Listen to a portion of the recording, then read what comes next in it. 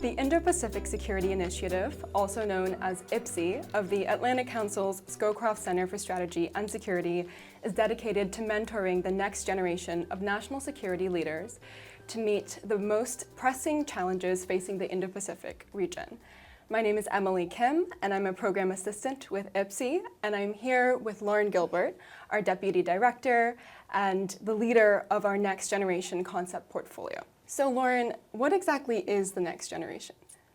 That's a great question. I know there's no definition for next generation, but at IPSI we like to think of it as early to mid-career. So we have all the way from grad students to even mid-career government officials, military, etc. But that doesn't keep it locked in just to the first career, if you will. We've had people who have switched careers and come into this issue as well. So it's not an age-based, but more of an experience-based concept in our view.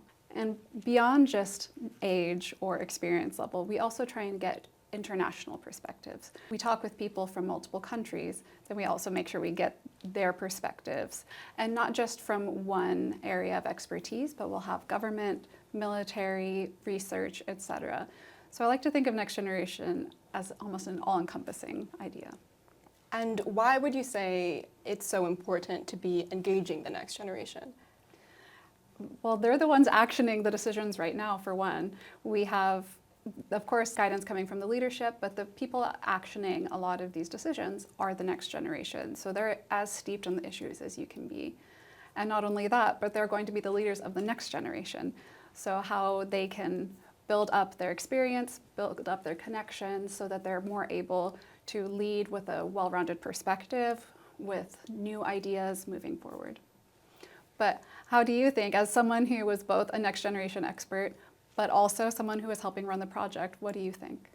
Yes, I think, like you said, it's so important that we're investing in these rising experts who are really actioning a lot of aspects of this cooperation now. But I also think that the next generation has a lot to offer in terms of creative approaches that sometimes don't come to mind right away, as well as non-traditional approaches to some of these core security challenges that we've faced for decades now. And so I think what you really see in IPSI's projects is a lot of that creativity and innovation when it comes to pushing this type of analysis forward. And so to that end, Lauren, could you tell us a little bit more about the projects that IPSI has engaged in so far with the next generation? Of course. So we actually started out, our first project was a next generation agenda focusing on Korea, Japan, and the United States. And that was kindly supported by the Korea Foundation. And that was a sort of a passion project of mine that really showed me the value of next generation work. Particularly in that project, Korea, Japan, US has a lot of historical background that makes it a little bit more tense to work towards cooperation. And so when we did this project, we said, how can we improve cooperation but not get locked into these historical issues? So the next generation was a huge jumping point for that. Like you were saying, they have these new perspectives, they have wider perspectives, and so it's easier to pull the next generation in and think outside of the box, think how we can move in the future. So that was our first one, and then it was so successful that we said, let's continue this project moving forward. We think this can be a whole series of next generation projects. So I was thinking the next one, what would be the most interesting? And at that time, we were seeing a lot of NATO IP4 connection.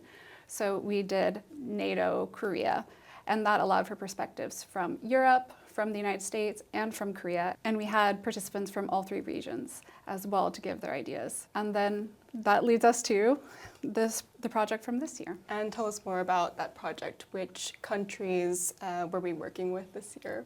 So this year we did Korea, Australia, US, which I know some people might say, that's an interesting combination. Why did you choose those countries? I think in the past several years we've seen a growth of Korea-Australia connection, but then also more of a trilateral where you see Korea, US, Australia. In particular, we had a 2+2 last year between Korea and Australia, talking much more about security and diplomacy and how that can be engaged. And then we saw a lot more discussion on AUKUS Pillar 2 and how Korea could be an observer or engage in some of those projects elsewhere.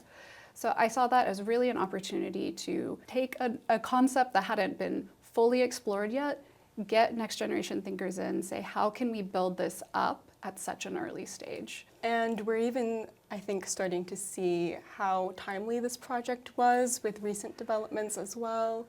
Yes, as we were doing this project, we saw more movement on AUKUS with Pillar 1 with the subs. We saw the sub deal between US and Korea and how those overlap, not to mention Australia's progress on critical minerals.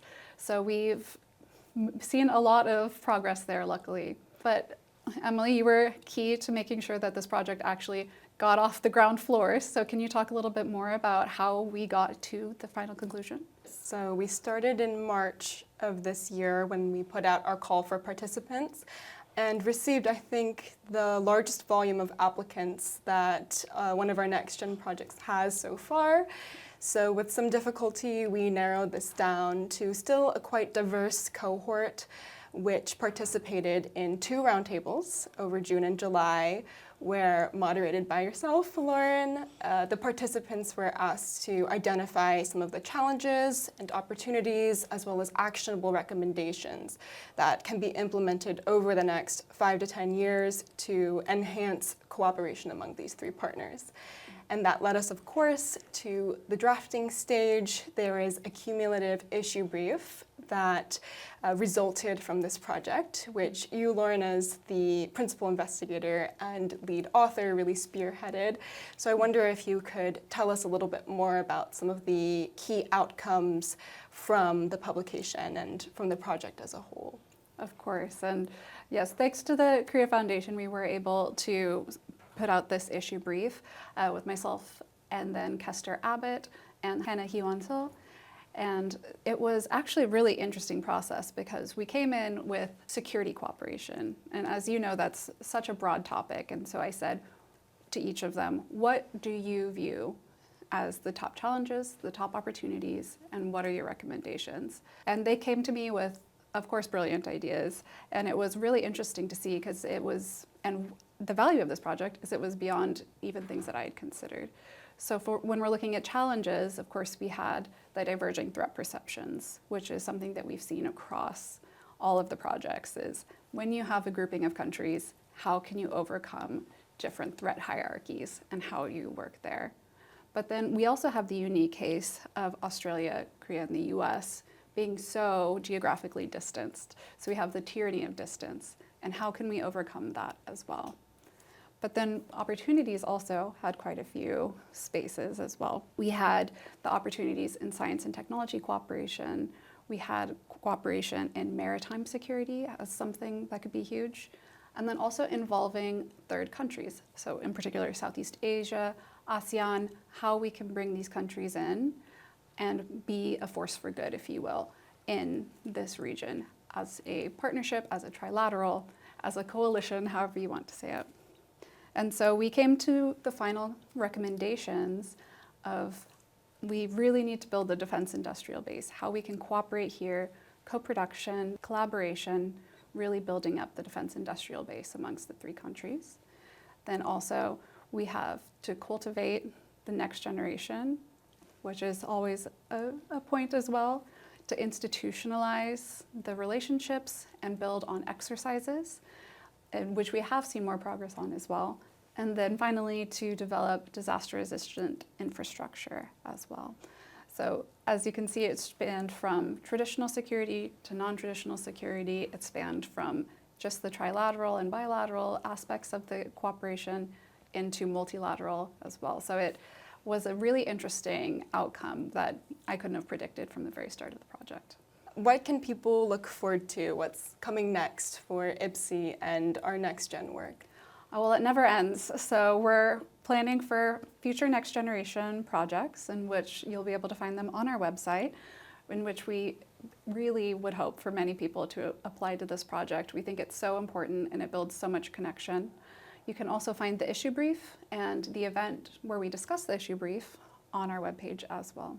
Thanks so much for joining us for this conversation on IPSI's Next Gen work, and be sure to stay tuned by keeping up with our commentary, analysis, and research at the Atlantic Council website and on Scowcroft's social media.